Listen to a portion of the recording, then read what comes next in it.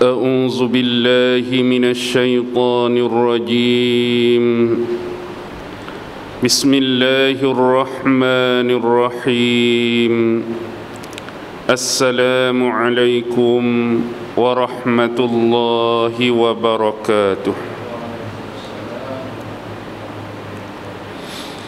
الحمد لله الحمد لله الحمد لله الحمد لله رب العالمين وبه نستعين على أمور الدنيا والدين والصلاة والسلام على أشرف الأنبياء والمرسلين وعلى آله وصحبه أجمعين سبحانك لا علم لنا إلا ما علمتنا إنك أنت العليم الحكيم قال رب اشرح لي صدري ويسر لي أمري واحلل عقدة من لساني يفقه قولي اللهم يسر ولا تعسر اللهم صل على سيدنا محمد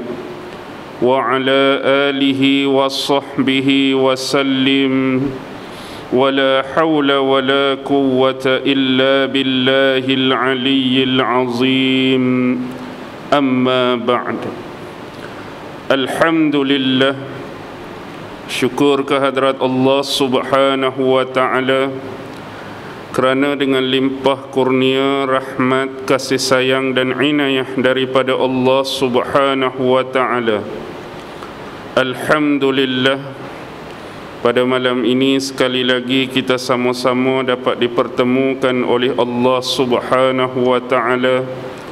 Dan mudah-mudahan pertemuan pada malam ini senantiasa beroleh barakah dan rahmah dari sisinya, insya-Allah.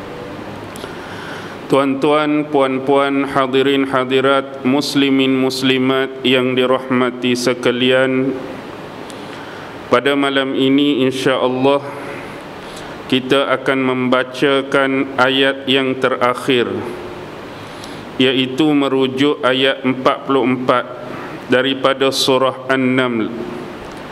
44 adalah merupakan ayat terakhir yang difirmankan oleh Allah berkaitan dengan kisah Nabi Allah Sulaiman alaihi salam dan penguasa Sabak, iaitu Ratu Bilqis. Walaupun sebenarnya surah An-Naml ni panjang lagi. Satu surah An-Naml ni sampai ayat 93. Tapi hak betul-betul Allah cerita pasal Nabi Sulaiman ni berakhir pada ayat 44. Jadi sebagaimana yang difirmankan oleh Allah Subhanahu wa taala, A'udzu billahi minasy syaithanir rajim. Qila laha adkhulis sarh falamma ra'athu hasibathu lujjatan wa kashafat an saqaiha قال إنه صرح ممرد من قوارير قالت رب إني ظلمت نفسي وأسلمت مع سليمان لله رب العالمين. Surah An-Naml ayat 44. Firman Allah Subhanahu wa ta'ala, qila laha adkhulis sarha, telah dikatakan kepadanya, yakni kepada Ratu Bilqis, iaitu sang penguasa Sabak, udkhulis sarh, masuklah kamu ke dalam istana. Falamma ra'athu, maka tatkala Bilqis melihat kepada lantai istana tersebut, hasibathu lujjatan, dia menyangka ataupun dia mengira bahawa di hadapannya adalah seperti sebuah kolam air yang besar. Wa kashafat an saqaiha, lalu disingkapnya akan kedua-dua betisnya. qala innahu sarhun mumarradun min qawarir. Berkata Nabi Allah Sulaiman alaihi salam, innahu, sesungguhnya ia, sarhun mumarradun, istana yang dibuat daripada lantai yang licin, min qawarir, yang terbuat daripada sejenis kaca. Qalat rabbi inni zalamtu nafsi. Maka Bilqis menjawab, ya Tuhanku, sesungguhnya aku telah menzalimi akan diriku sendiri. Wa aslamtu ma'a Sulaiman, dan aku tunduk, aku patuh ataupun aku berserah diri bersama dengan Nabi dan Rasulnya yang bernama Sulaiman, lillahi rabbil alamin, kepada Tuhan yang menguasai sekalian alam. Baik, itu adalah lebih kurang terjemahan secara ringkas. Dikatakan kepada Bilqis supaya dia memasuki istana atas perintah daripada Nabi Allah Sulaiman alaihi salam, dan apabila Bilqis ni masuk ke dalam istana tersebut dan dia melihat kepada lantai istana, dia berkira-kira ataupun menyangka bahawa dia ni melihat ataupun berhadapan dengan sebuah kolam air yang besar. Atas sebab sangkaan dan perkiraan tadilah yang menyebabkan bila dia nak berjalan di hadapan Sulaiman, dia menyingkapkan kedua-dua betisnya. Baik, dalam ayat ini disebutkan kalimah wakasyafat an saqaiha, lalu dia menyingkapkan kedua-dua betisnya. Dalam ilmu balaghah, apa yang disebut di dalam ayat ini dinamakan sebagai majaz. Majaz ni biasa secara sederhana ada dua jenis. Pertama ialah majaz lughawi dan yang kedua ialah majaz aqli. Dalam ayat ni merujuk kepada majaz aqli. Majaz aqli ni dia ada banyak jenis pula. Bergantung dia punya alaqah, bergantung dia punya qarinah, hubungan tertentu untuk menceritakan keadaan dan sesuatu situasi. Baik, dalam ayat ni ialah majaz aqli yang dia punya alaqah ataupun qarinah, hubungan dia dengan mahalliyah. Yang sebenarnya yang disingkap tu bukan kedua-dua betisnya. Mana boleh nak menyingkap betis? Hak betulnya singkap apa? Singkap kain tu. Tetapi perkataan kain tidak disebutkan di dalam ayat. Jadi ayat cuma menyebut lalu disingkapkan kedua-dua betisnya. Betis kita ni tak boleh nak selak dah betis. Tapi hak betul nak disebut dalam ayat ni, dia menyingkap kain yang melindungi betis dia. Dia selak kain yang melindungi betis. Itu disebut sebagai majaz, termasuk majaz aqli yang alaqah ataupun qarinah dia mahalliyah. Saya boleh bagi lagi satu contoh jenis majaz aqli yang mempunyai qarinah yang lain. Salah satu ialah as-sababiyah, sebab. Contoh di dalam surah Mu'min ayat 36. Bila sebut surah Mu'min ni ramai orang tertukar. Sebab dalam Quran ada satu surah nama surah Al-Mu'minun. Tu Al-Mu'minun. Bila kata sebut surah Mu'min tu, ada setengah Quran, setengah versi dia tak guna sebutan surah Mu'min, tapi yang dia guna ialah surah Ghafir. Surah Ghafir itulah merujuk surah Mu'min. Jadi jangan pula kita dengar surah Mu'min, rasa-rasa macam surah Mu'minun. Lain, Mu'minun lah. Mu'min tu merujuk surah Ghafir dalam versi tertentu di dalam Al-Quran, merujuk ayat 36. Dalam ayat tu menyebut waqala fir'aunu ya haman ibni li sarhan la'alli ablughul asbab. Berkatalah Fir'aun kepada pembantunya yang bernama Haman, ibni li sarhan. ibnili sarhan, binalah bagi aku ataupun buatlah bagi aku sebuah bangunan yang tinggi. Dalam ayat tu Allah guna kalimah sarhan. Tengok pada ayat ni, qila lahad khulis sarha, sama. Jadi Fir'aun dia minta kepada Haman supaya bina bagi dia satu bangunan yang tinggi, la'alli ablughul asbab, supaya dia dapat mencapai pintu-pintunya. Jadi dia suruh sebenarnya dalam kisah ni supaya Haman bina bangunan yang tinggi, Fir'aun nak naik atas bangunan tu, puncak yang paling tinggi, tempat yang paling tinggi, kerana nak tengok Tuhannya Musa alaihi salam, konon-kononnya. Tetapi kenapa dalam ayat ni disebut sebagai majas akli yang bersifat sababiyah? Haman tu jadi sebab untuk merealisasikan pembinaan bangunan tersebut, yang hakikatnya berkemungkinan Haman ni cuma mungkin dia create plan saja. Haman ni mungkin dia cipta reka bentuk saja. Tapi yang betul-betul bina bangunan tu Haman ke dia suruh orang lain buat? Betul-betul dia tak buat pun, dia tak pegang cangkul, dia tak pegang apa pun. Walaupun disebut Haman bina untuk aku bangunan, tapi Haman akan suruh orang lain pula. Jadi pekerja-pekerja itulah secara hakikatnya yang bina bangunan tu sampai siap. Tapi perintah siapa? Perintah Haman. Kalau siap pun naik nama siapa? Naik nama Haman. Walaupun bukan Haman hak betul-betul pi tak jongkong, pi sapu simen dak. Itu dipanggil majas akli yang bersifat sababiyah. Banyak lagi majas-majas akli yang mempunyai alaqah dan qarinah yang lain. Tu kita sebut cuma sebahagian. Baik, kembali kepada tafsir. Qila laha udkhulis sarha, berkata Nabi Allah Sulaiman alaihi salam kepada Bilqis, masuklah kamu ke dalam istana.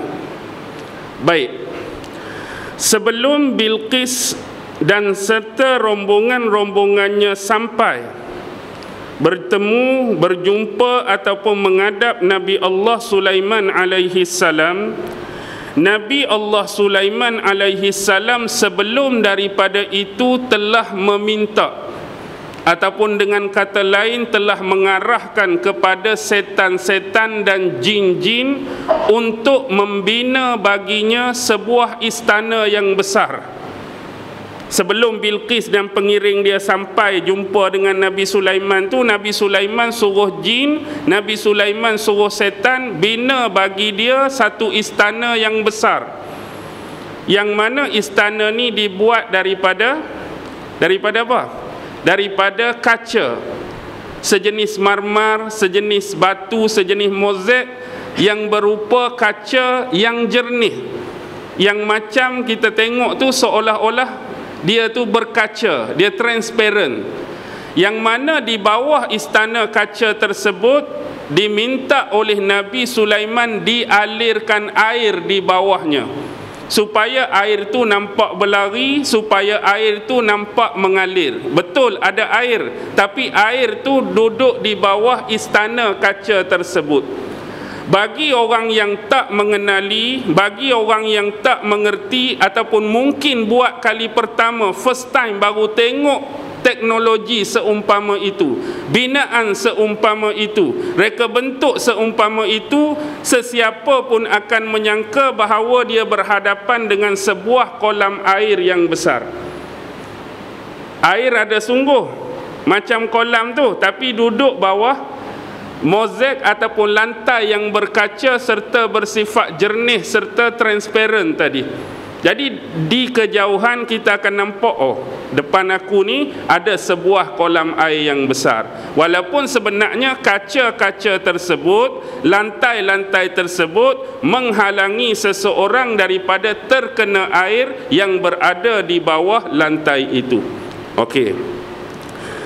Jadi inilah yang menjadi perbahasan serta perbandingan pandangan-pandangan dan pendapat di kalangan ulama-ulama. Apakah punca sebenar? Dengan kata lain, apakah penyebab? Apakah dorongan? apakah motivasi yang menyebabkan Nabi Sulaiman rasa nak bina istana kaca tersebut? Secara biasa kita tahu bahawa sebelum ini Nabi Allah Sulaiman sudah mempunyai istananya yang tersendiri. Bahkan dia juga mempunyai singgasana yang hebat.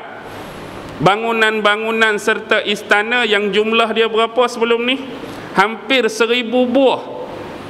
Adakah tidak mencukupi lagi bangunan, istana serta jumlah tersebut untuk diperlihatkan, untuk dipertontonkan kepada Bilqis, sehingga perlu kepada Nabi Sulaiman minta jin dengan syaitan buat bangunan yang baru, buat istana yang baru. Baik, inilah yang jadi perbahasan para ulama.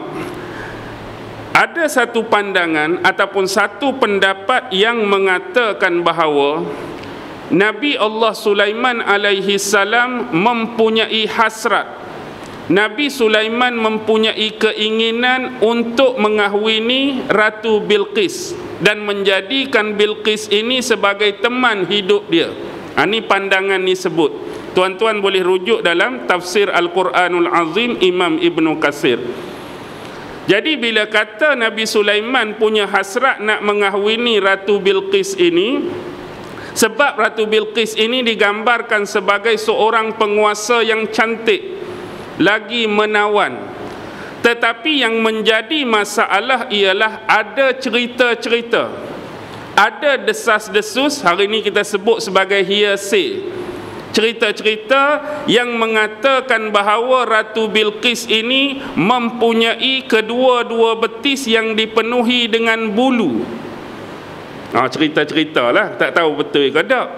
Dengar-dengar cerita Ratu Bilqis ni kedua-dua betis dia tu dipenuhi dengan bulu-bulu, serta tumit kakinya seperti tumit kaki binatang, iaitu bentuk berteracak. Macam kita tengok tapak kaki lembu, tapak kaki kuda, tapak kaki unta. Dengar-dengar cerita demikian. Maka atas dasar tersebutlah Nabi Sulaiman minta kepada jin, minta kepada setan supaya dibuatkan bangunan istana kaca sedemikian rupa, kerana bila hal tersebut dibuat, apa yang akan berlaku kepada Bilqis? Dia akan menyingkapkan kainnya. Dengan kata lain, bila tersingkap kain Bilqis tadi, akan nampaklah akan kedua-dua betisnya. Jadi daripada situ dapat mengetahui dan membuktikan, ada bulu sungguh ke tak ada bulu? Kaki dia tu berteracak sungguh ke tak berteracak? Macam tapak kaki kuda sungguh ke bukan macam tapak kaki kuda, sebagaimana cerita-cerita yang didesas-desuskan sebelum ni. Jadi tujuan dia dalam pandangan ni nak membuktikan hal tersebut. Inilah yang diungkapkan ataupun dituturkan oleh Muhammad bin Ka'ab Al-Qurazi dan lain-lain. Itu yang disebutkan oleh Imam Ibn Katsir dalam tafsir dia. Jadi bila betul-betul Bilqis sudah memasuki ruang istana atas perintah tadi, udkhulis sarha, masuklah kamu ke dalam istana. Bila Bilqis betul-betul dah masuk ke dalam istana, dia melihat di hadapannya seolah-olah lantai istana yang terbuat daripada kaca yang licin itu, seperti gambaran dia berhadapan dengan sebuah kolam air yang besar. Dia menduga demikian, dia menyangka dan meyakini demikianlah. Disebabkan itulah dia singkap kain dia, dia selak kain dia. Kalau dia tahu benda tu, yakni air tu duduk bawah tu, agak-agak dia nak selak tak? Dia tak akan selak kalau dia tak menyangka dan yakin demikian. Tapi sebab itulah sangkaan dan keyakinan dia, maka dia selak kain dia. Bila dia menyelak ataupun menyingkap kain dia, maka terpandanglah oleh Nabi Sulaiman akan kedua-dua betisnya, yang mana pandangan Nabi Allah Sulaiman terhadap betis Bilqis tersebut adalah begitu cantik dan begitu indah. Begitu cantik dan begitu indah. Tetapi sayangnya, betis tu cantik dah, betis tu indah dah, tetapi dipenuhi dengan bulu-bulu. Dalam riwayat ni betul sungguhlah ada bulu. Jadi ini mungkin disebabkan Bilqis ni masih belum bersuami. Itu sebab dipenuhi dengan bulu-bulu. Tambahan pula cerita sebelum ni, bapa dia orang manusia, mak dia apa? Mak dia tu jin. Riwayat-riwayat bersumber Israiliyat kata bapa dia ni manusia, mak dia jin. Sebab tu dia jadi lagu tu. Jadi Nabi Sulaiman berkeinginan agar bulu-bulu yang terdapat pada kedua-dua betis Bilqis tadi dihilangkan, dibuang, dilenyapkan. Jadi ada suara-suara yang memberi pandangan dan saranan kepada Nabi Allah Sulaiman, salah satu bentuk ataupun cara nak bagi hilang bulu kaki tersebut ialah menggunakan wasilah atau perantaraan pisau cukur. Ambil pisau cukur, cukur je lah, hilanglah bulu tu. Jadi bila diarahkan kepada tukang-tukang cukur tadi menggunakan pisau cukur, cukur punya cukur tak hilang juga. Apa jenis bulu tak tahulah, tak hilang juga. Jadi bila hal tersebut tidak dapat disettlekan, tak boleh selesai, tak dapat dibereskan, maka Nabi Sulaiman minta bantuan kepada jin-jin pula. Jadi Nabi Sulaiman suruh apa? Suruh jin-jin ni buat satu jenis ubat. Satu jenis ubat yang bersifat ubat sapuan. Satu jenis ubat tu jenis sapu. Dalam tafsir Ibn Katsir sebut nama ubat tu Nurah. Ubat tu dinamakan Nurah. Yang mana bila disapukan ubat tersebut, maka akan gugurlah, akan hilanglah, akan lenyaplah bulu-bulu tersebut daripada kedua-dua betis Bilqis tadi. Dan sejak peristiwa itu, orang-orang mula mengenali bahan-bahan yang dibuat oleh jin tersebut dan menggelarkan sapuan atau ubat itu. Dia ni jadi terkenal dengan ubat untuk melenyapkan atau menghilangkan bulu.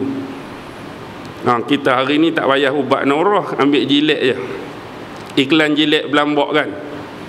Kawan tu iklan jilet, kawan ni iklan jilet, juluk je kaki terus meninggal tanpa kesan.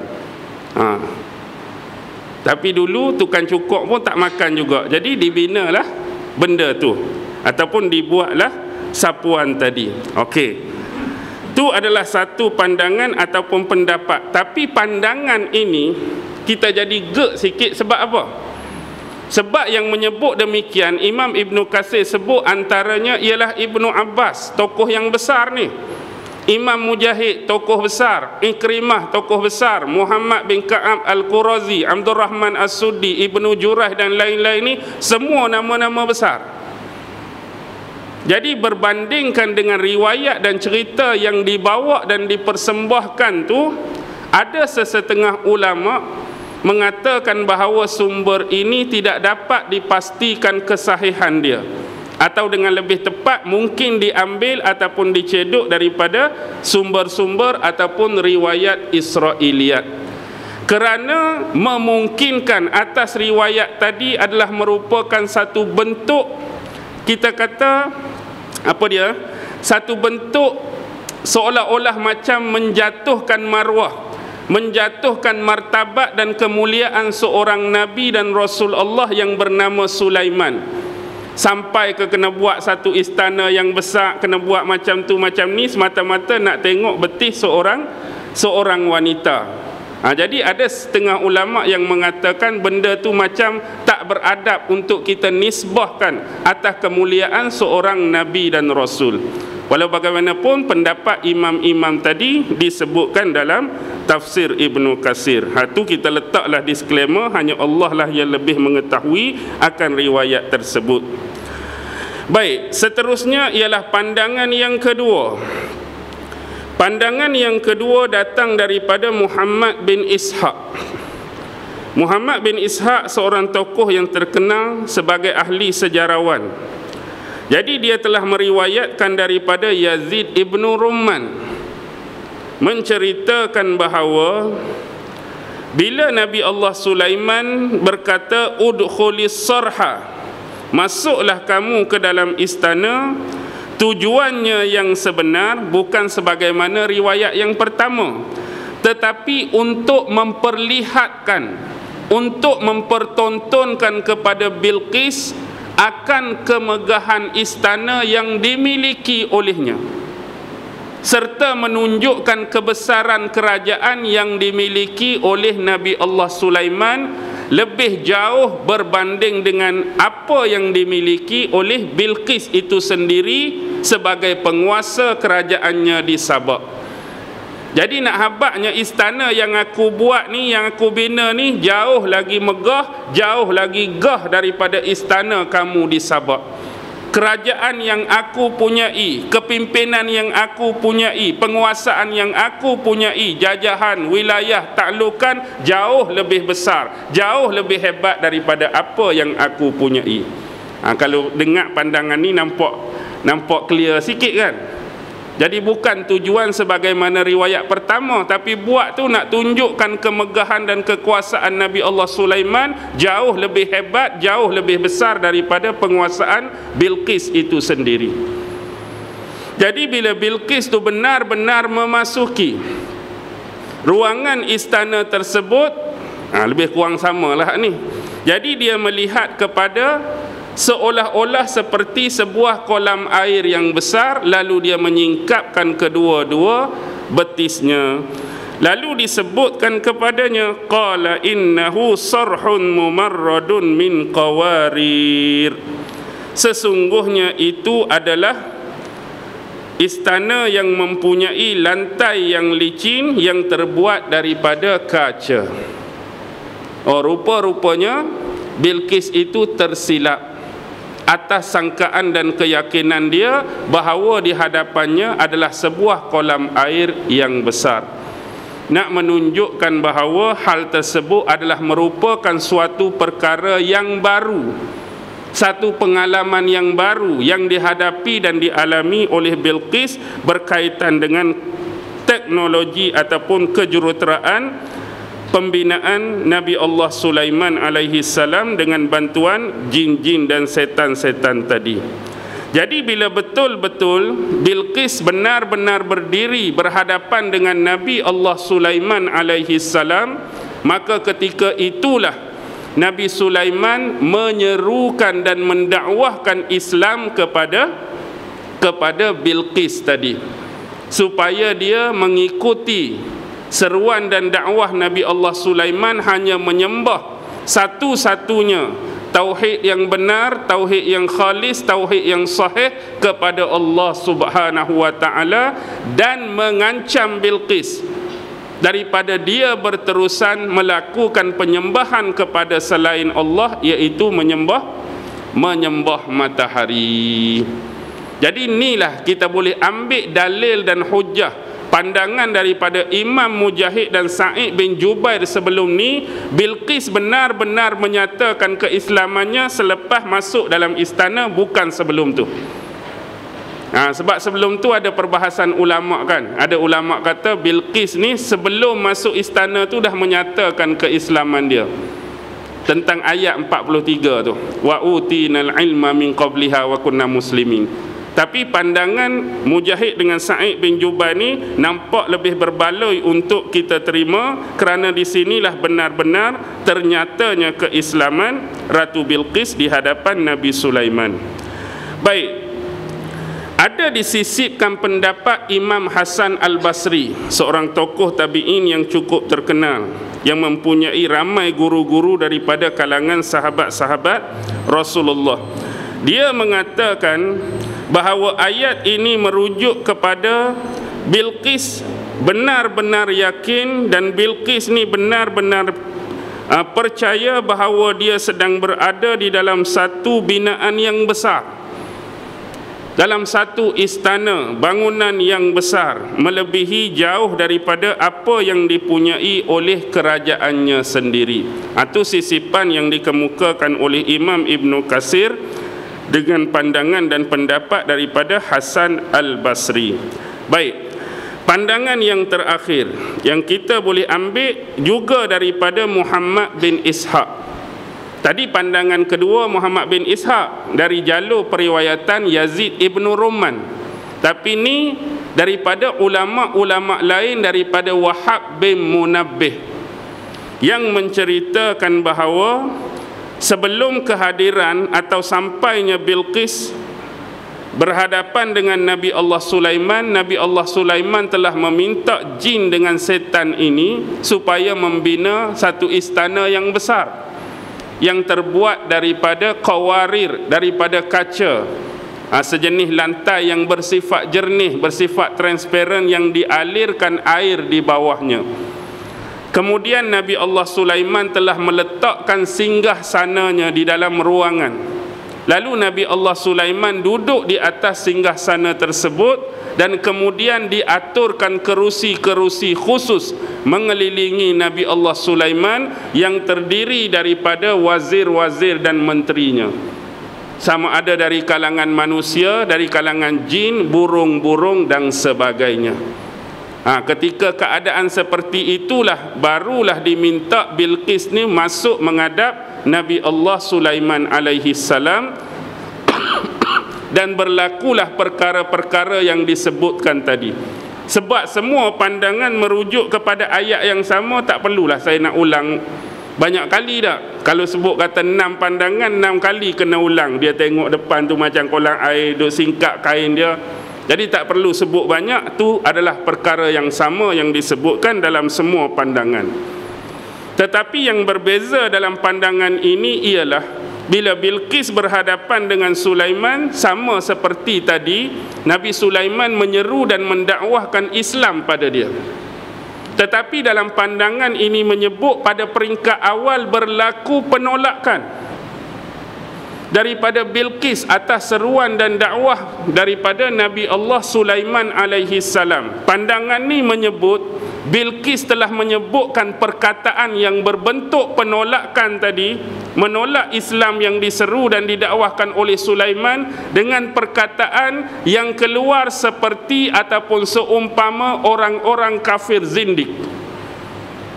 Tapi dalam pendapat tu tak dinyatakan bagaimana contoh sebutan tu.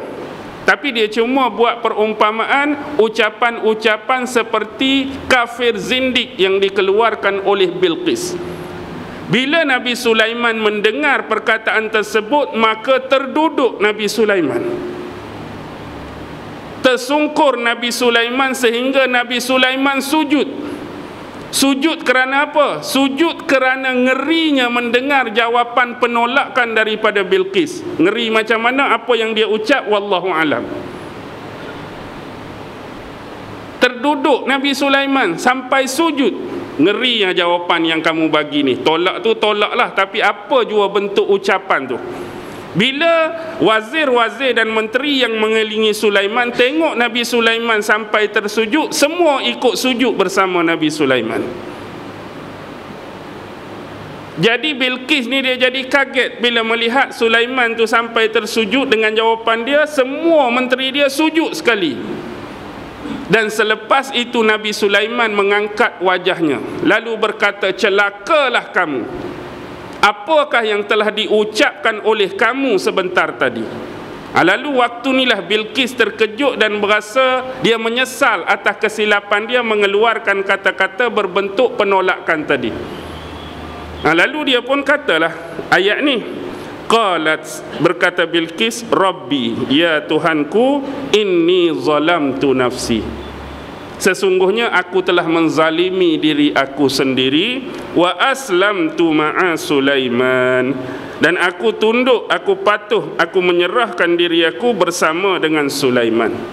Ayat ini adalah merupakan hujah dan dalil bahawa dia telah menerima Islam sebagai akidah baru dia, sebagai pegangan keagamaan baru dia, serta meninggalkan amalan penyembahan kepada matahari. Lillahi Rabbil Alamin, kepada Tuhan yang menguasai sekalian alam. Habislah ayat 44. Elok-elok. Apa kesimpulan, apa rumusan yang kita boleh ambil sebelum kita mengakhiri ayat ni? Jadi sebagaimana yang kita faham, sebagaimana yang kita maklum, yang kita pelajari sejak awal, antara Nabi Allah Sulaiman, kaitannya dengan burung hudhud, kaitannya dengan jin ifrit, kaitannya dengan Asif bin Barkhia, seorang hamba Allah yang dikurniakan ilmu daripada Alkitab. Kemudian utusan-utusan daripada kedua belah pihak. Burung Hudhud hantar surat, Bilqis hantar utusan dia bawa hadiah. Kemudian balas balik, kemudian Bilqis mai balik bertemu dengan Nabi Sulaiman, dan segala bentuk situasi-situasi, peristiwa-peristiwa dan kejadian-kejadian yang berlaku tidak lebih dan tidak kurang diinformasikan oleh Allah Subhanahu wa taala kepada kita supaya kita dapat mengetahui kebenaran yang sebenar, pengetahuan yang sejati, apa yang ingin dikhabarkan oleh Allah menerusi penceritaan dan kisah yang dipaparkan di dalam Al-Quran. Sebab itulah kalau boleh, bila kita ni berinteraksi, berta'ammul, bermuamalah dengan ayat-ayat Al-Quran, Imam Ibn Qayyim dalam salah satu kitab dia, kita ni kena minta dua benda. Minta dua benda. Apa dia? Pertama, nombor satu ialah pemahaman yang benar. Pemahaman yang benar, nombor satu. Yang kedua ialah niat yang baik. Satu, pemahaman yang benar. Keduanya ialah niat yang baik. Kadang-kadang bila kita membaca satu-satu kisah yang difirmankan oleh Allah, tak kiralah apa-apa kisah, tak kiralah apa-apa cerita, yang selalu menyebabkan terjadi perselisihan ialah kerana pemahaman tadi. Ada sesetengah orang bila dia berhadapan dengan kisah-kisah yang dipaparkan oleh Allah, mereka menggunakan cara, mereka menggunakan wasilah ataupun manhaj dengan cara pemahaman yang sebenar, sebagaimana yang dikehendaki oleh Al-Quran, sebagaimana yang dikehendaki oleh hadis, berpandukan kepada golongan-golongan sahabat yang kita panggil sebagai golongan-golongan salaf yang awal. Dan ada juga sebahagian manusia bila berinteraksi dengan kisah-kisah dalam Al-Quran, mereka mempunyai pemahaman yang sebaliknya. Ada yang boleh kita katakan sebagai pemahaman yang salah, pemahaman yang silap, pemahaman yang keliru, pemahaman yang terseleweng dan sebagainya. Jadi kita minta kepada Allah supaya menetapkan atas kita jalan pemahaman yang sebenar, sesuai yang dibawakan oleh Allah dan dibawakan oleh Rasulullah sallallahu alaihi wasallam. Satu lagi, punya niat yang baik. Niat yang baik bila kita berhadapan dengan kisah-kisah ini untuk dijadikan iktibar, untuk dijadikan perbandingan dengan kehidupan yang kita lalui sekarang ini dengan apa yang dipaparkan oleh Allah, terutama berkaitan dengan akhlak, terutama dengan berkaitan dengan sifat dan perilaku kita. Adakah sifat-sifat kebaikan yang ditonjolkan dalam setiap kisah itu dapat kita amalkan hari ini? Dalam kisah tu mesti ada watak, kita panggil protagonis dengan antagonis. Watak baik, watak buruk. Bila dalam kisah tu ada watak-watak baik, perlakuan-perlakuan baik, akhlak-akhlak yang mulia, mampu atau tidakkah kehidupan hak kita duk lalu hari ni, kehidupan hak kita duk berjalan hari ni dapat mengikuti dan mengambil manfaat daripada kebaikan-kebaikan yang tersurat dan tersirat di dalam kisah. Serta hak mana tak baik itu dapat tak kita hindarkan daripada diri kita. Cuma kita bimbang, belajar kisah, belajar sirah, apa-apa bentuk keburukan, kemungkaran yang ada dalam kisah yang dipaparkan tu kita duk buat juga. Hak tu jadi sedih lah.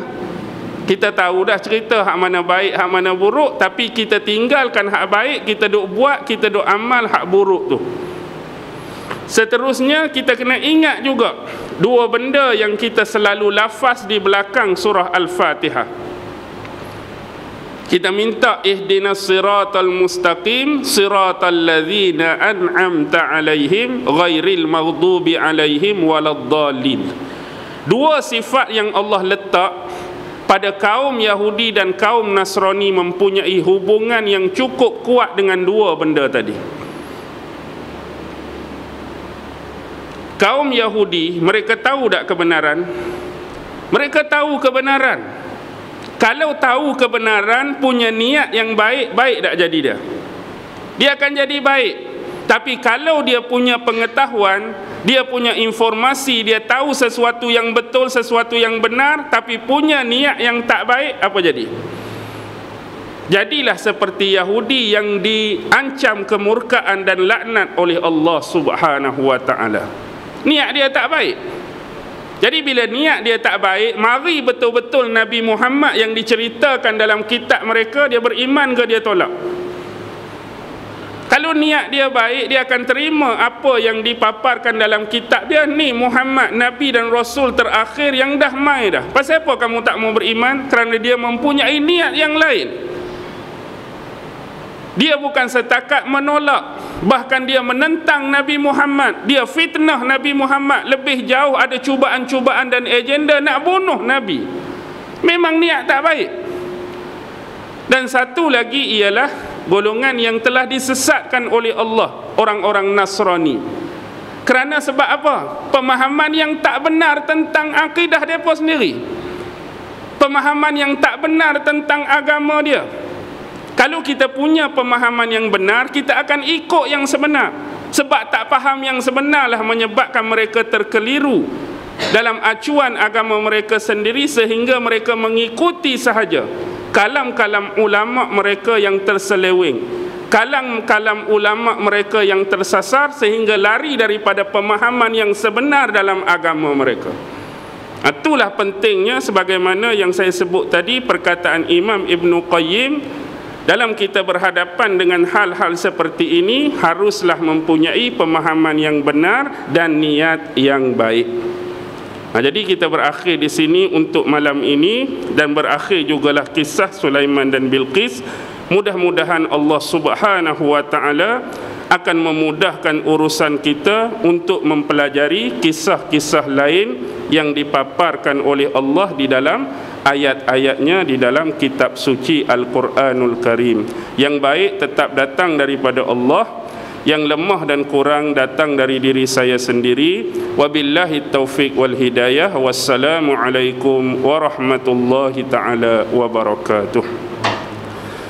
A'udzu billahi minasy syaithanir rajim. Bismillahir rahmanir rahim. Allahumma innaka ta'lam anna hadhihi al-quluba qad ijtama'at ala mahabbatik والتقت على طاعتك وتوحدت على دعوتك وتعاهدت على نصرة شريعتك فوثق اللهم رابطتها وأدم ودها واهدها سبلها واملأها بنورك الذي لا يخبو واشرح صدورها بفيض الإيمان بك وجميل التوكل عليك وأحيها بمعرفتك وأمتها على الشهادة في سبيلك إنك نعم المولى ونعم النصير وصلى الله على سيدنا محمد وعلى آله وصحبه وسلم والحمد لله رب العالمين. الله